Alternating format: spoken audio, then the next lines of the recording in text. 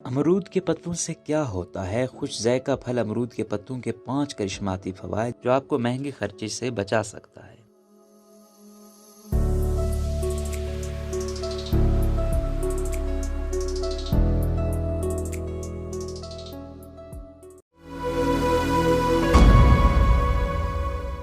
अमरूद एक खुश ज़ायका फल है जो कई तिबी फ़वाइद से लैस है। साथ ही अमरूद के पत्ते भी फ़ायदा फराहम करते हैं, जिन्हें एक तरीके के मुताबिक इस्तेमाल में लाया जाता है। अमरूद के पत्तों से फ़ायदा हासिल करने का क्या तरीका होता है, आइए बताते हैं। अमरूद के पत्तों की सेहत से मुतालिक फ़वाइद। अमरूद के पत्ते ब्लड शुगर की सतह को कम करने में मदद कर सकते हैं। अमरूद के पत्ते विटामिन सी और आयरन से भरपूर होते हैं और अमरूद के पत्तों की चटनी खांसी और जुकाम से निजात में मुफीद होती है। अमरूद के पत्तों की चटनी के इस्तेमाल से बलगम से भी छुटकारा हासिल होता है। अमरूद में एंटीऑक्सीडेंट होते हैं जो आपकी जल्द को बुढ़ापे से बचाते हैं। अमरूद के पत्ते ज़ियाबीतस को कंट्रोल करते हैं। इसके साथ ही वजन पर काबू पाने पर भी मददगार साबित होते हैं।